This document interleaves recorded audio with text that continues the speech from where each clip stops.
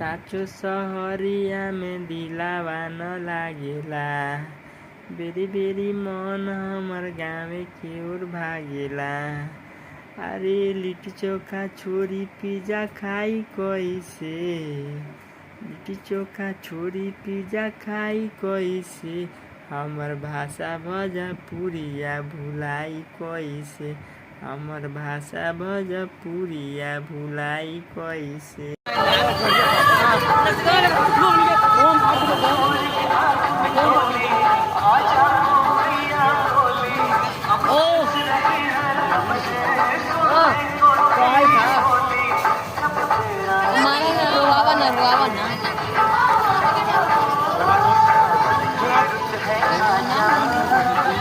Ada na?